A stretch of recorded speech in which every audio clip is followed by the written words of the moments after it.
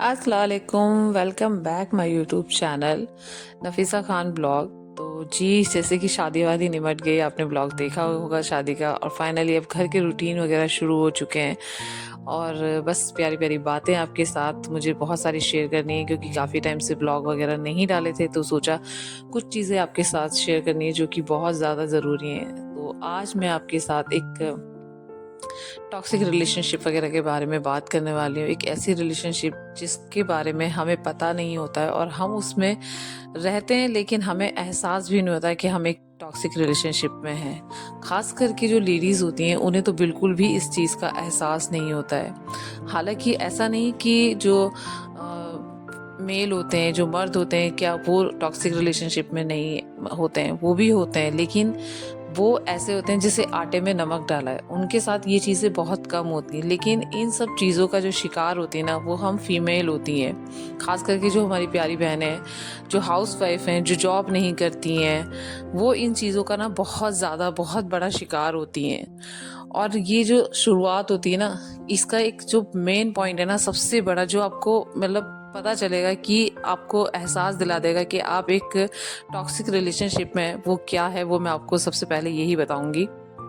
तो एक toxic relationship का जो होता है ना, जो मेन पॉइंट है, वो ये है कि आपको हर बात के लिए उस कम तरी समझा जाएगा, आपको उन चीज़ों का एहसास दिलाया जाएगा, आपको ये मतलब बोला जाएगा कि तुम ऐसी हो, तुम वैसी हो। उसमें एक हस्बैंड वाइफ में ना एक अच्छा सा कम्युनिकेशन नहीं होता है।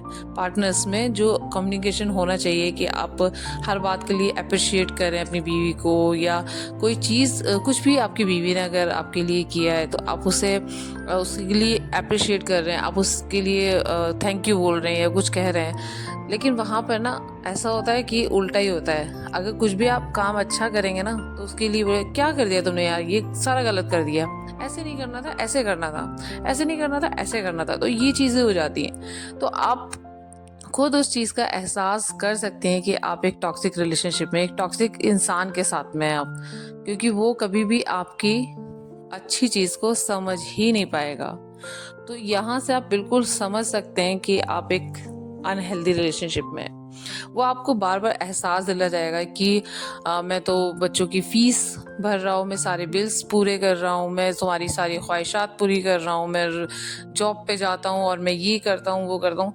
तो ये चीज़ों का एहसास दिला जाएगा। अब जो एक हाउस वाइफ है, जब वो घर में है, वो क्या करेगी? वो जॉब तो करती नहीं है, वो क्या करेगी? लेकिन क्या उस इंसान को ये एहसास नहीं होता कि अगर आप बाहर का कर रहे हैं, तो बीवी जो है वो आपके घर का कर रही है, आपका ख्याल रख रही है, आपके बच्चों का ख्याल रख रही है, आपके बच्चों को अच्छी परवरिश देने की कोशिश कर रही है, आपके घर वालों का ख्याल रख रही है, उनकी हर ख्वाहिशात का ख्याल रख रही है।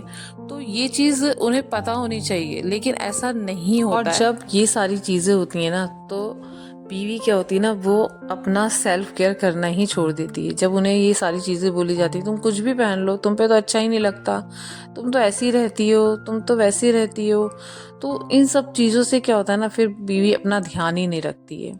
और जब वो ध्यान नहीं रखती है, तो वो धीरे धीरे धीरे धीरे डिप्रेशन का शिकार होती चली जाती है।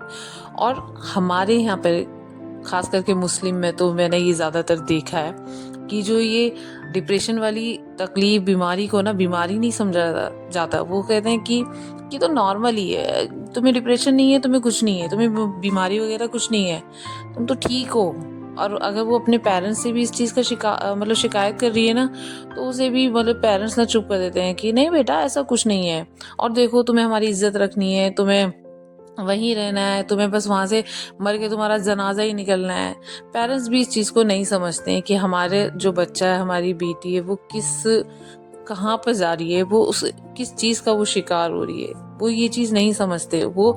और बस उसे इसी चीज़ का एहसास दिलाते रहते हैं कि नहीं, ऐसा कुछ नहीं है। हालांकि ये जो एक बीमारी हो जाती है, धीरे धीरे ना बीवियों को वो बीमारियां ना खाने लगती हैं और वो डिप्रेशन में जाने लगती है। लेकिन इसका इलाज नहीं कराया जाता है उन्हें, और ये सब मतलब ड्रामे कर रही है, ये सब चीज़ें कर रही है, उन्हें ये सब चीज़ें बोली जाती हैं। और पता है कुछ हस्बैंड तो इस तरह के होते हैं कि वो अपनी बीवी की ना पब्लिक प्लेस में भी इंसल्ट करने से बाज नहीं आते। वो उन्हें वहाँ भी कुछ भी बोल देते हैं। मतलब ये नहीं देखते कि मैं कहाँ पर हूँ, मुझे क्या बोलना चाहिए, क्या नहीं बोलना चाहिए। उनकी मतलब कुछ भी किसी भी बात पे उसे टोक देते हैं, कहीं पे भी कुछ भी बोल सकते हैं। तो ये जो हस्बैंड होते हैं ना, वो एक टॉक्सिक होते हैं, जो कि उन्हें ये बिल्कुल समझ नहीं आता है।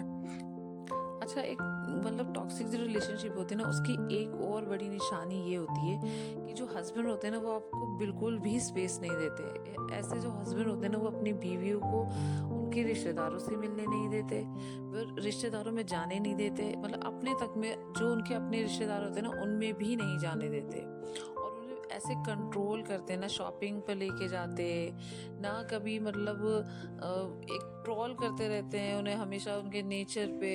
और मतलब पूरा कंट्रोल रखना चाहते हैं कि तुम क्या खाओगी, क्या नहीं खाओगी, कहाँ जाना है, कहाँ नहीं जाना है।